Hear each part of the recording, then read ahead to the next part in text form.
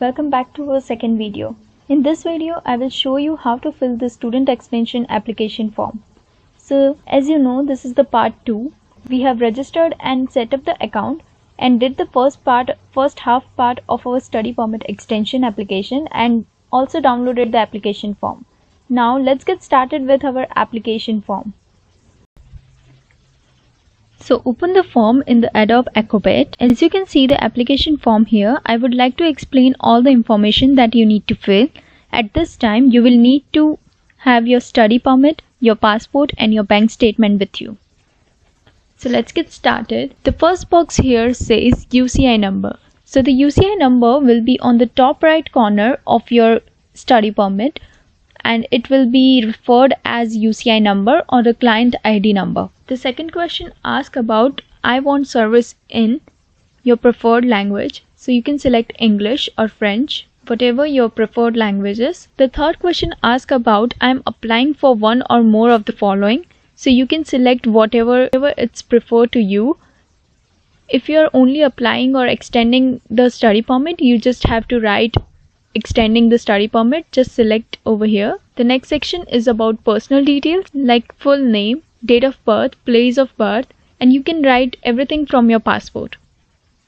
Make sure that all the information that you are writing over here is same as it is appearing in your passport. Now see the box 7.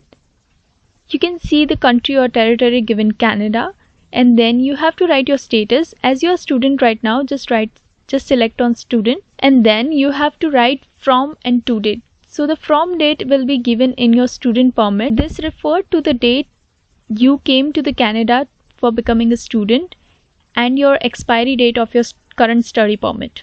Then in the 8th question, you have to choose whether or not you have lived in any other country other than this country and your home country for more than 6 months or not, and then give the details about it. These are the basic information like your current marital status and your family name, your given name. This will be all found in your passport. Other personal details like have you previously been married or type of relationship and everything like that. The next section is about a language. So what is your mother tongue, and the simple yes no question about are you able to communicate in English or French, and which language are you at most ease. Then the next section asks about the passport details. So you have to write your passport number and your country or territory of issue, the issue date and the expiry date.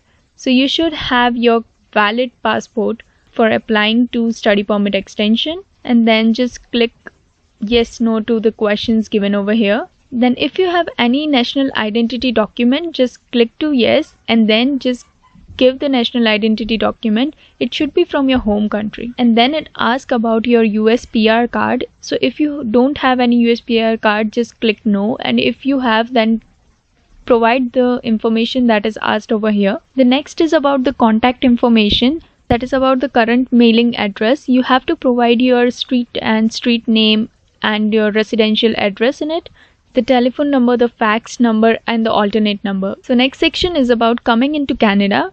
So it says that you have to provide the information about date and place of your original entry of Canada. You have to choose the original purpose of coming to Canada, and then you have to choose the date and place of your most recent entry of Canada. So next is the 4th box where it is asking for a document number.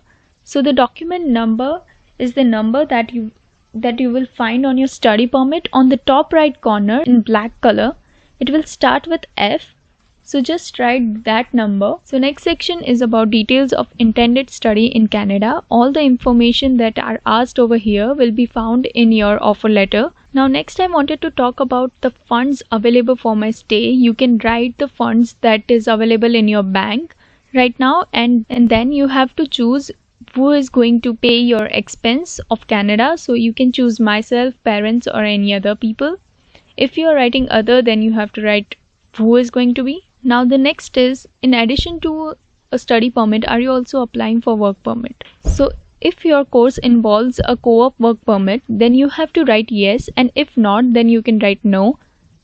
And if you are applying for a work permit, then what type of work permit you are applying for? Is it a co-op work permit, open work permit or PGWP? Then the next question is about education. So if you have earned any education previously in Canada, you just have to write about your education over here and the field and level of study of that education. So next section is about employment section. So you have to write about your job that you have done in past 10 years and provide the details that are asked over here. So you have to write the from year and the month over here, and then you have to write what was your occupation, your company name, your city, the country and the province. The next thing is about the background information. Now this depends totally on yours, so you can choose yes or no, and if you're choosing yes, then you have to explain the details of it. I would like to talk about 2C. Over here it is asked, have you previously applied to enter or remain in Canada? So as you are applying for study permit extension, you have already applied previously to coming to Canada.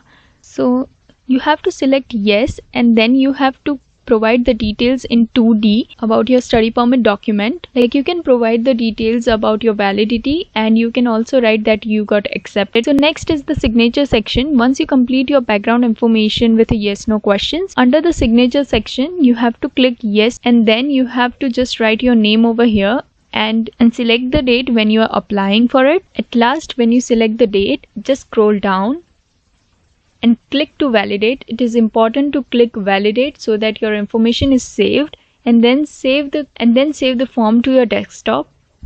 So now we are done with our application form filling, and here is the list of the needed documents that you need to submit before submitting the application. So the first one is the application form that you have just filled. Then the second one is the passport. Make sure that you scan the first and the last page as well as the pages that have stamp on it. The next is the offer letter that you have received from your college. The next is fee receipt. If you have submitted your fee and got your fee receipt, you have to submit it to the financial proof. The next is the bank statement. So for the bank statement, you can submit it to the client information that will be under the additional supporting document section.